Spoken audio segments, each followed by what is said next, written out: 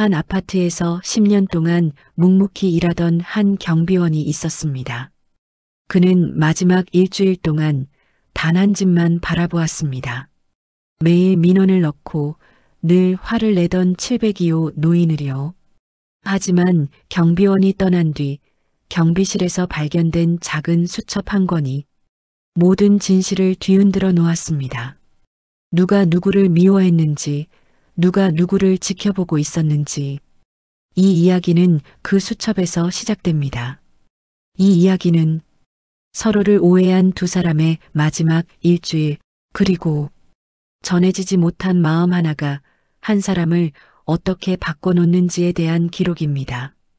사연 시작하기 전에 구독과 좋아요는 인생의 빛 채널에 큰 도움이 됩니다. 그럼 사연 시작하겠습니다. 관리실 창문 너머로 새벽 6시 아파트 단지가 보입니다. 겨울 하늘은 아직 어둡고 주차장 가로등만 희미하게 켜져 있습니다. 저는 이 아파트 관리실에서 일한 지 3년째입니다. 매일 같은 시간, 같은 풍경, 같은 일상하지만 사람들은 늘 달라지지요. 오늘도 이 아저씨는 정확히 5시 50분에 출근하셨습니다. 경비실 문을 조용히 열고 제복을 입고 순찰 기록부를 펼칩니다. 60대 초반쯤 되어 보이는 분인데 말수가 적고 성실합니다. 늘 고개를 숙이고 인사하시고 민원이 들어오면 묵묵히 처리하십니다. 이런 분이 계셔서 우리 관리실도 돌아가는 거라고 생각해요. 아침 7시 반 첫 번째 민원. 전화가 울렸습니다. 702호인데요. 엘리베이터가 또 이상해요. 흔들리고 소리나고 제대로 점검 안 해요? 목소리는 날카로웠습니다.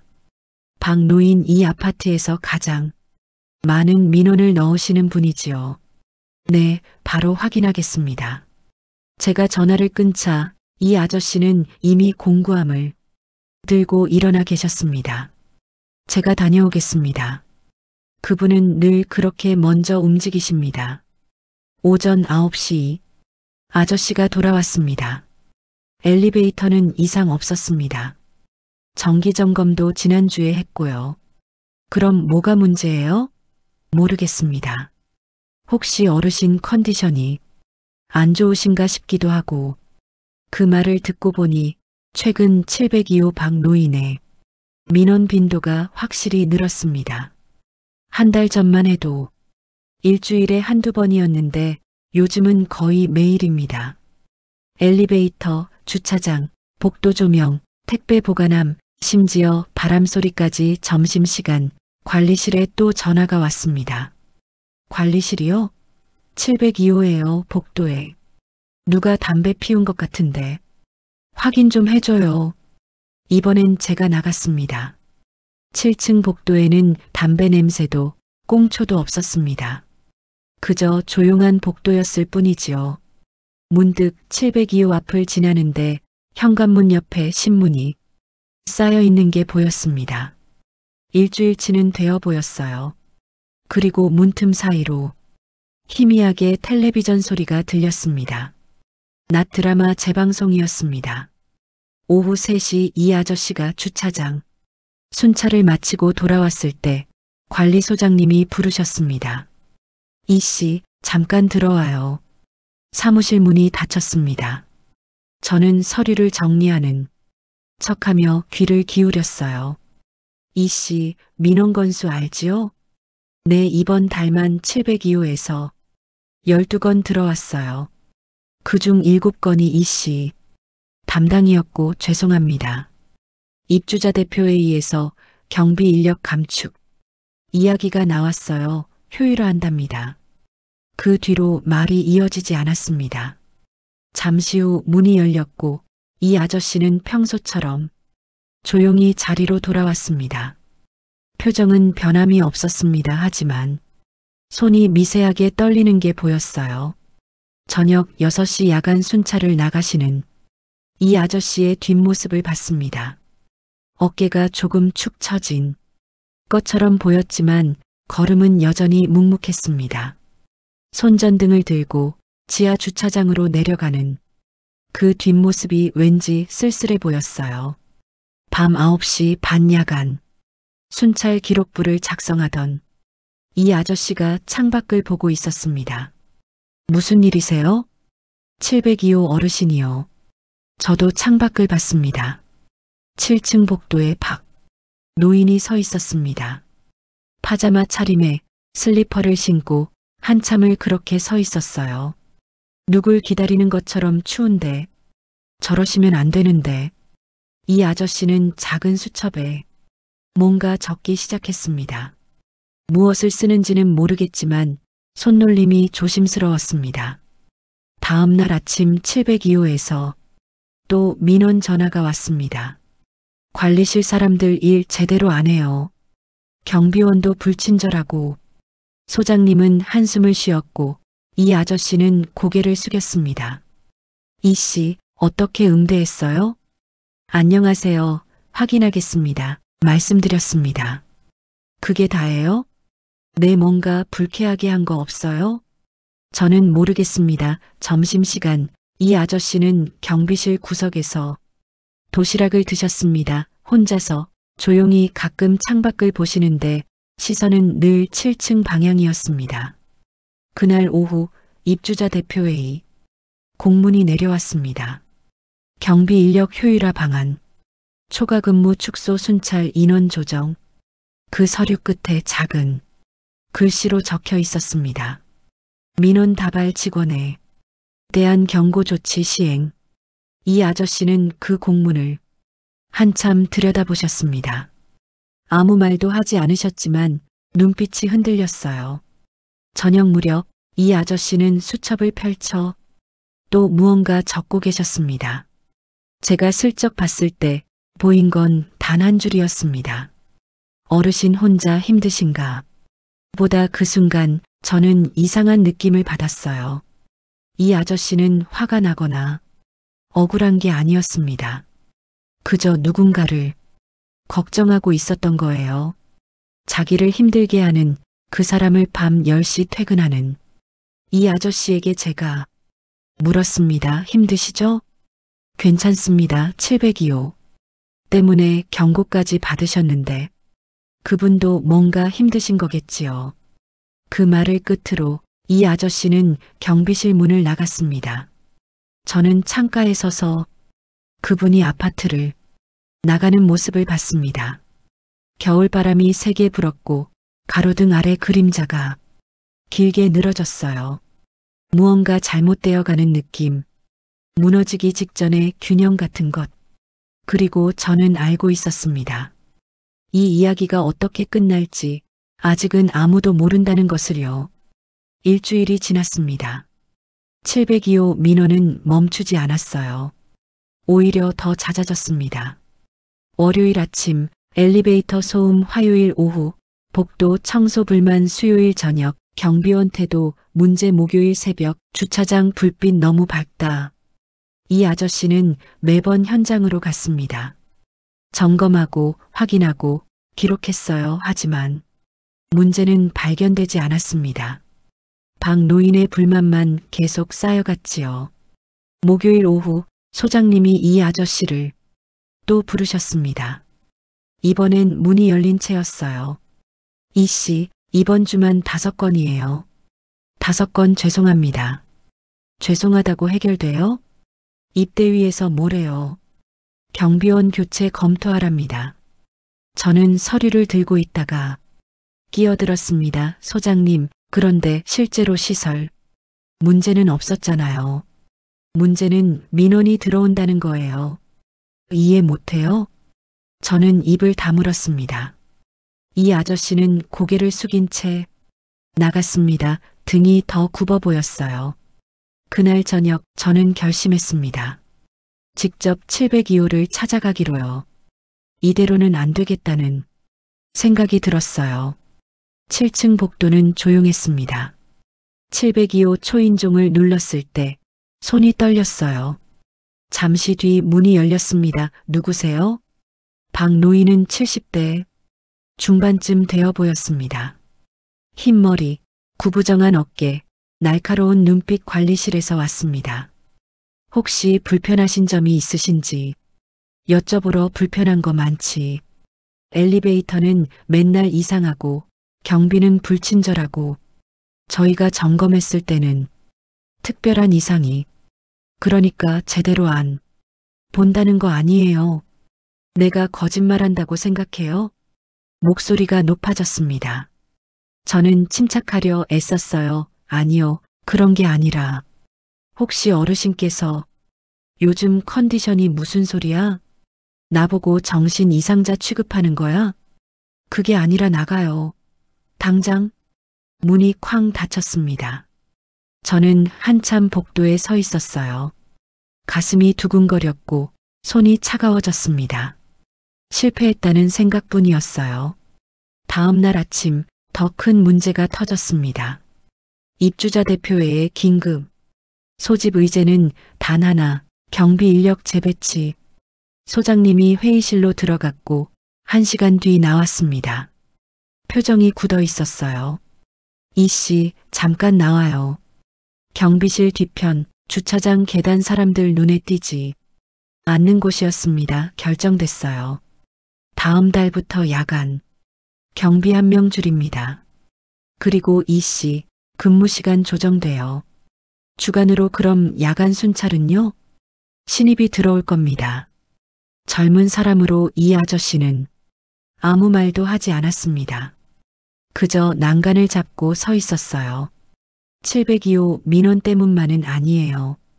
전체적인 효율화라고. 알고 있습니다. 미안해요. 이씨 괜찮습니다. 하지만 괜찮지 않다는 걸 저는 알았습니다. 이 아저씨는 이 아파트에서 10년을 일했어요. 야간 순찰은 그분의 영역이었고 책임이었고 자부심이었습니다. 저는 물었습니다. 어르신 702호 어르신 말인데요. 왜 그렇게까지 신경 쓰세요? 이 아저씨는 잠시 생각하다 말했습니다. 3년 전쯤이었어요. 한겨울에 복도에서 쓰러져 계셨거든요. 발견한 게 저였어요. 119 부르고 병원 모시고 그때 혼자 사신다는 거 알았죠? 가족은요? 딸이 하나 있다던데 미국인가 연락 잘 안 되나 봐요. 그 말을 듣는 순간 퍼즐이 맞춰지는 느낌이었어요. 박노인의 민원, 집 앞에 쌓인 신문, 복도를 서성이던 모습, 전부 외로움의 신호였던 거예요. 그래서 신경 쓰시는 거예요? 누군가는 봐줘야 하지 않겠어요. 이 아저씨는 작게 웃었습니다.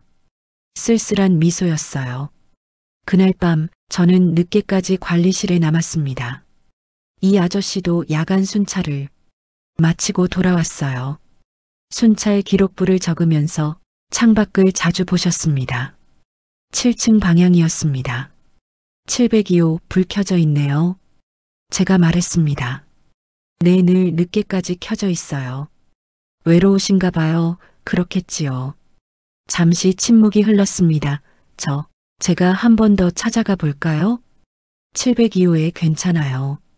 소용없을 겁니다. 하지만 그분은 외로움을 민원으로 바꾸는 분이에요. 그게 유일한 방법이니까. 이 아저씨의 목소리는 차분했지만 슬펐습니다. 이해하지만 도울 수 없다는 그 무력함이 묻어 있었어요. 월요일 아침 이 아저씨가 평소보다 일찍 왔습니다. 손에는 봉투 하나가 들려 있었어요. 소장님 책상 위에 조용히 놓았습니다. 사직서였습니다. 이씨, 뭐예요 이게? 죄송합니다. 여기까지 하겠습니다. 갑자기 왜요? 주간 근무로 조정한다니까요. 저는 야간 순찰이 필요합니다. 그게 제 일이었으니까요. 702호 때문에 그래요? 이 아저씨는 고개를 저었습니다. 아니요, 702호 때문에. 떠나는 게 아닙니다. 그럼 702호 때문에 더 버티고 싶었는데 그럴 수 없게 됐으니까요. 그 말의 의미를 이해하는 내 시간이 걸렸습니다. 이 아저씨는 자기 자리를 지키고 싶었던 게 아니었어요. 박 노인을 지켜보고 싶었던 거예요. 아무도 모르게 조용히 혼자 소장님은 한참 아무 말도 못했습니다. 저도 마찬가지였어요. 점심시간 이 아저씨는 사물함을 정리했습니다. 제복을 개어놓고 이름표를 떼고 손전등을 반납했어요. 모든 게 조용하고 담담했습니다. 언제까지 나오세요? 이번 주까지입니다. 연락처라도 필요 없습니다. 이 아저씨는 작은 수첩을 꺼내 한참 들여다봤어요. 무언가 적으려다 말고 다시 주머니에 넣었습니다. 저는 그날 무언가 해야 한다고 생각했어요. 이대로 끝나서는 안 된다고 하지만 무엇을 어떻게 해야 할지 몰랐습니다.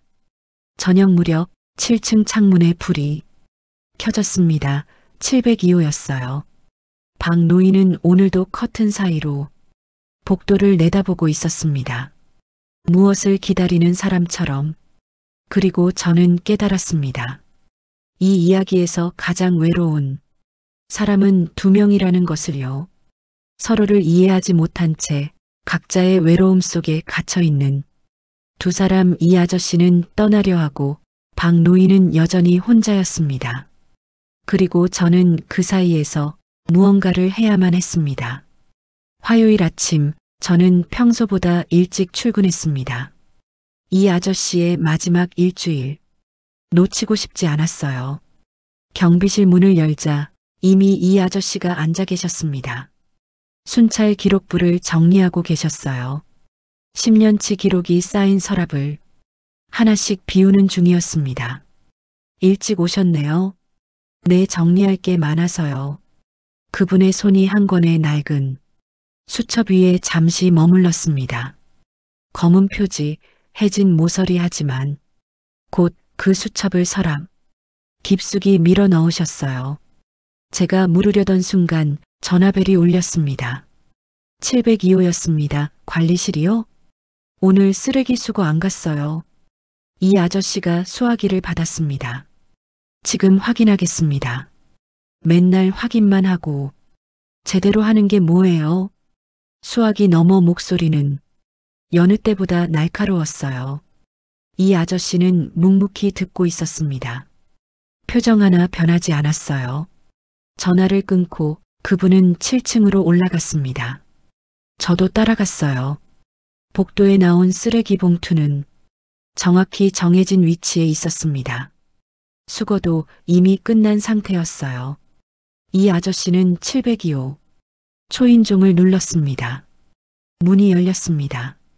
쓰레기 수거는 정상적으로 완료됐습니다. 혹시 거짓말? 아까 분명히 안 가져갔어.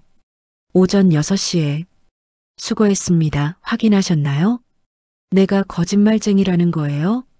박 노인의 목소리가 떨렸습니다. 분노가 아니었어요.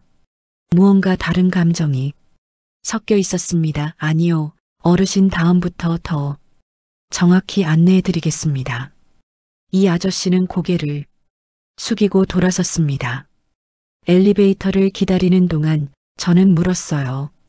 화 안 나세요? 왜요? 분명히 수거 갔는데. 억울하지 않으세요? 어르신은 확인을 못하신 거예요. 그게 다예요. 그 말투는 너무나 담담했습니다. 수요일 저녁, 이 아저씨의 마지막 야간 순찰 날이었어요. 손전등을 들고 지하 주차장으로 내려가는 뒷모습을 봤습니다. 언제나처럼 느렸고 조심스러웠어요. 한 시간 뒤 돌아왔을 때 그분은 순찰 기록부에 마지막 줄을 적었습니다. 지하 1층 3층 이상 없음. 7층 복도 조명 점검 완료. 그리고 펜을 천천히 내려놓았습니다. 끝났습니다. 10년 동안 한 번도 빠뜨린 적 없는 기록이에요. 그 말에는 자부심이 있었고 아쉬움도 있었습니다. 목요일 아침이 아저씨는 제복을 벗고 사복으로 갈아입었어요. 낯설었습니다. 평범한 회색 점퍼와 청바지 10년 동안 한 번도 본 적 없는 모습이었어요. 내일부터는 안 나오십니까? 네, 오늘이 마지막입니다. 연락은 필요 없을 겁니다. 이 아저씨는 사물함 열쇠를 책상 위에 놓았습니다. 그리고 경비실을 나가려던 순간 잠시 멈췄어요. 7층. 창문을 올려다봤습니다. 702호 커튼이 흔들렸어요. 누군가 밖을 보고 있었습니다. 이 아저씨는 작게 고개를 숙였습니다. 인사였는지 작별이었는지. 그리고 아파트를 빠져나갔습니다. 저는 한참을 멍하니 서 있었어요. 무언가 잘못됐다는 생각뿐이었습니다. 금요일 오후 관리실에 새 경비원이 들어왔습니다. 30대 초반, 젊고 활기찬 사람이었어요. 잘 부탁드립니다. 밝은 목소리, 빠른 걸음. 이 아저씨와는 전혀 달랐습니다. 저는 이 아저씨의 서랍을 정리하기 시작했어요. 순찰 기록, 철, 시설 점검 목록, 입주자 연락처 모두 깔끔하게 정리돼 있었습니다. 그때 서랍 깊숙한 곳에서 무언가 손에 잡혔어요. 작은 검은 수첩 표지는 낡았고 모서리는 해져 있었습니다. 펼치는 순간 가슴이 철렁했어요. 702 기록 보관 첫 페이지였습니다. 손이 떨렸어요. 천천히 넘겼습니다. 2023년 1월 15일 아침 7시 702호 어르신 복도에서 비틀거림. 이상한 냄새 혼자 식사 못하신 듯. 1월 22일 민원 엘리베이터. 흔들림 직접 점검. 이상 없음. 어르신 요즘 기운 없어. 보임 2월 3일 저녁 9시. 복도에서 오래 서 계심. 혹시 누굴 기다리나? 2월 18일 민원.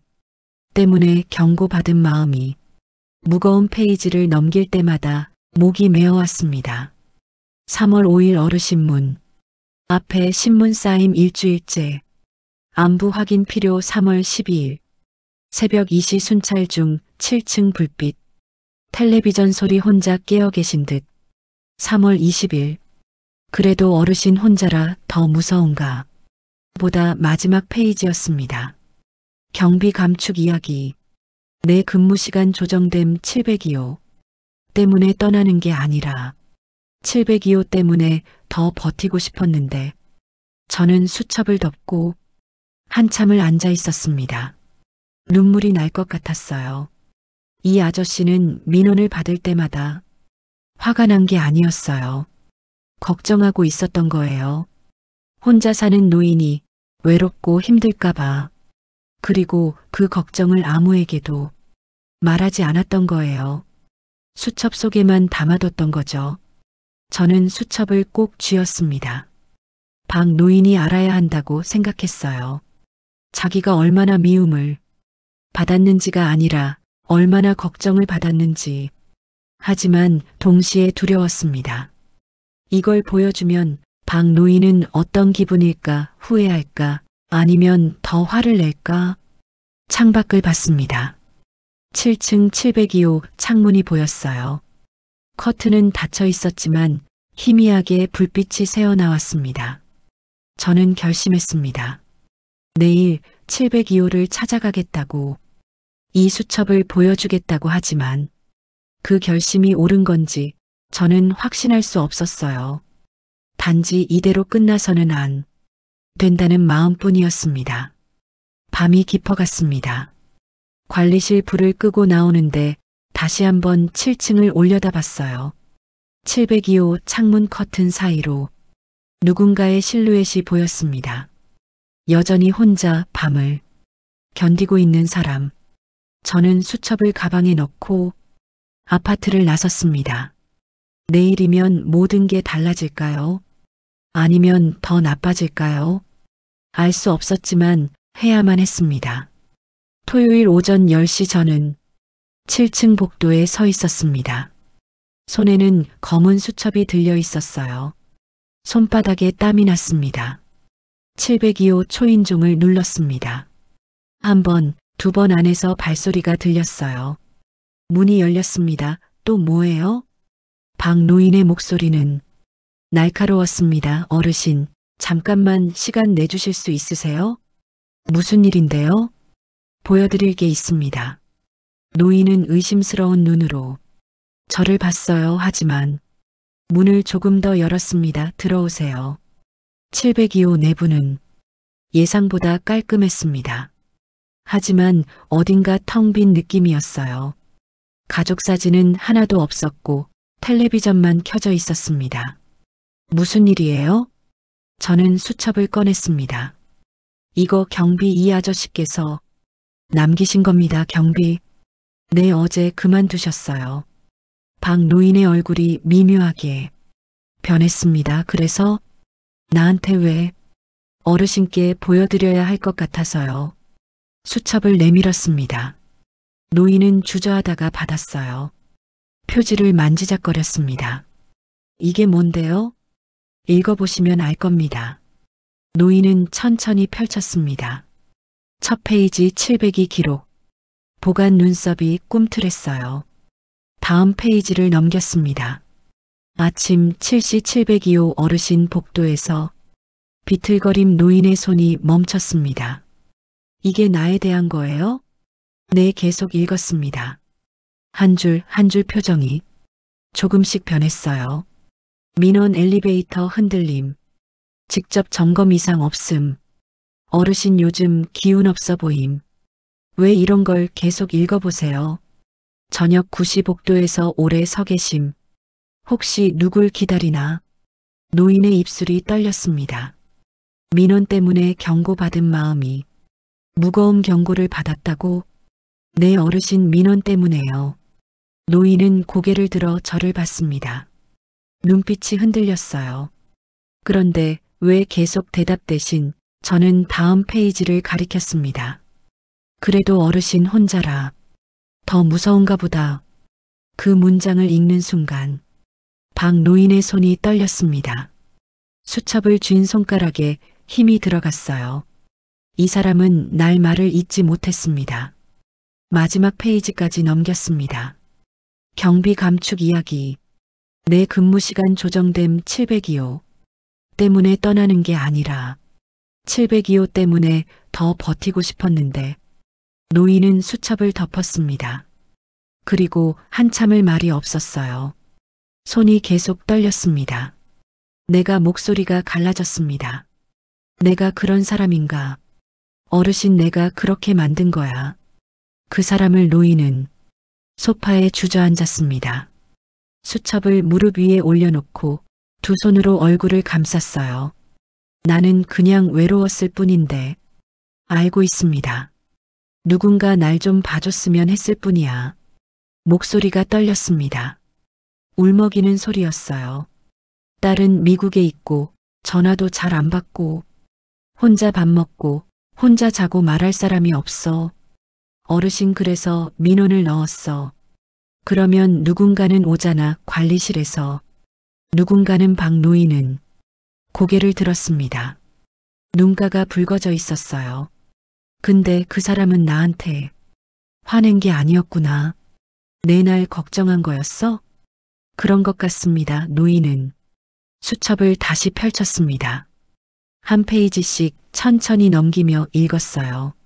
손가락이 글자를 따라갔습니다. 나는 최악이구나. 그런 게 아니에요.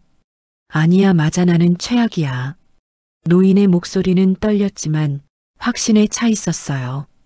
이 사람 어디 있어요? 그만두셨다고 했잖아요. 연락처라도 남기지 않으셨어요. 박 노인은 벌떡 일어났습니다. 찾아야 해. 찾아서 사과해야 해. 어르신, 진정하세요. 어떻게 진정해? 내가 그 사람을. 목소리가 커졌다가 갑자기 작아졌습니다. 힘이 빠진 것처럼 다시 앉았어요. 고맙다는 말도 못했어. 미안하다는 말도 아직 늦지 않았어요. 늦었어. 이미 떠났잖아. 노인은 수첩을 가슴에 안았습니다. 이 사람은 10년 동안 날 봐줬는데 나는 단 한 번도 이 사람을 본 적이 없었어. 그 말이 공기를 무겁게 만들었습니다. 저도 할 말을 찾지 못했어요. 잠시 침묵이 흘렀습니다. 텔레비전 소리만 희미하게 들렸어요. 혹시 노인이 조심스럽게 물었습니다. 혹시 관리실에 이 사람한테 전할 방법이 없을까요? 확인해 보겠습니다. 저는 일어섰습니다. 이 수첩은 두고 가요. 내가 가지고 있어야 할 것 같아. 박 노인은 수첩을 꼭 쥐었습니다. 마치 소중한 것을 대하듯 문을 나서는데 뒤에서 목소리가 들렸습니다. 고마워요. 가져다줘서 괜찮습니다. 복도로 나왔을 때 뒤에서 흐느끼는 소리가 들렸어요. 작고 떨리는 70대 노인의 울음소리였습니다. 엘리베이터를 타고 내려오면서 생각했어요.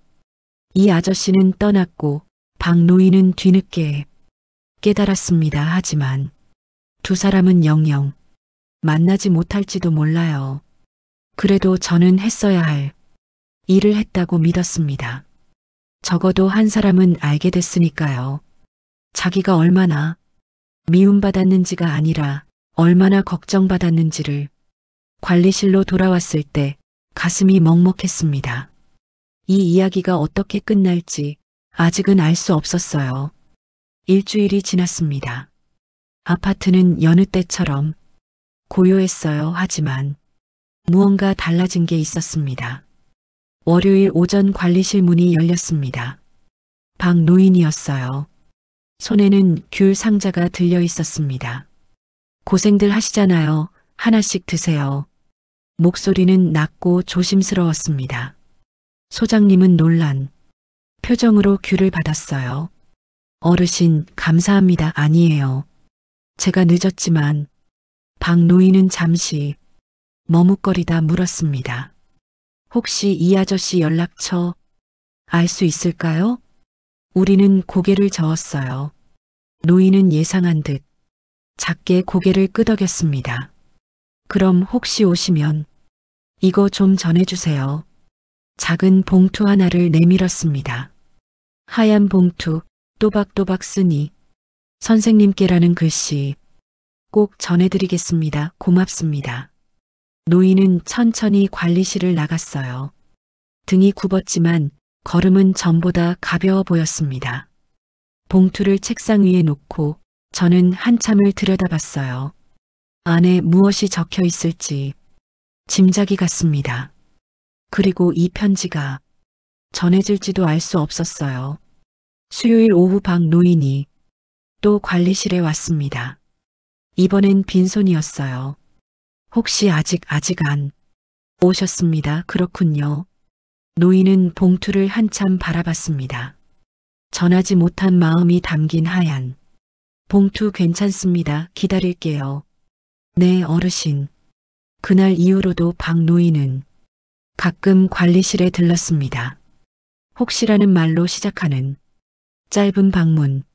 매번 고개를 저어야 했어요. 하지만 신기한 건 민원 전화가 뚝 끊겼다는 겁니다. 엘리베이터 소음도, 복도 청소도, 아무것도. 702호는 조용해졌어요.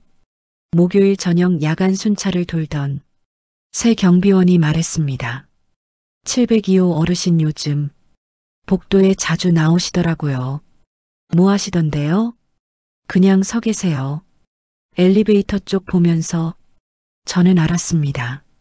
누군가를 기다리고 있다는 것을. 오지 않을지도 모를 사람을. 금요일 오전 우편함을 정리하다 702호 앞에 멈춰 섰습니다. 신문은 더 이상 쌓이지 않았어요. 매일 가져가시는 것 같았습니다.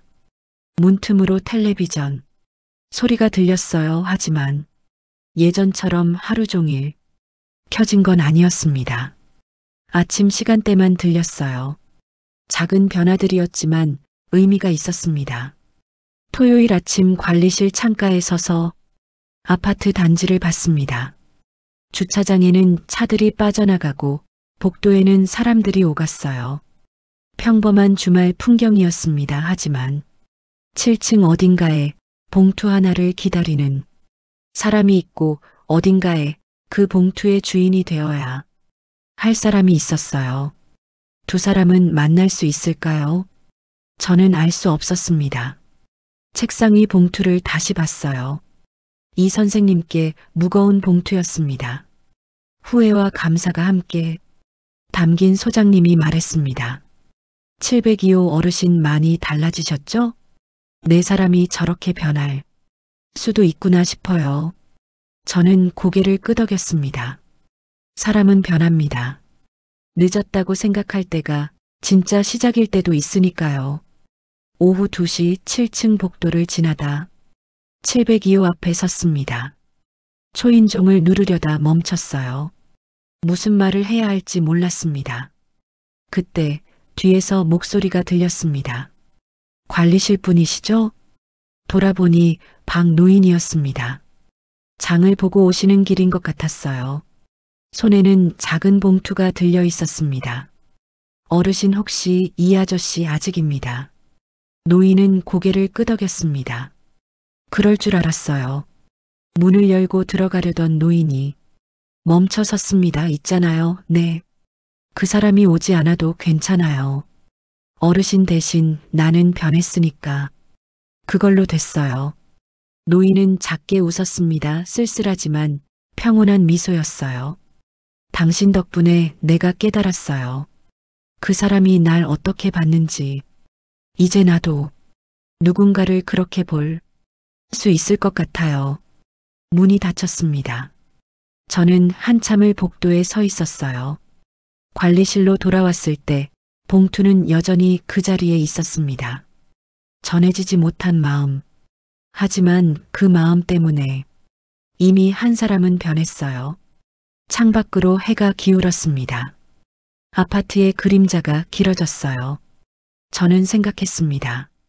이 이야기는 어쩌면 끝나지 않을지도 모른다고. 이 아저씨가 돌아올지, 박 노인이 편지를 전할 수 있을지, 그건 알 수 없어요.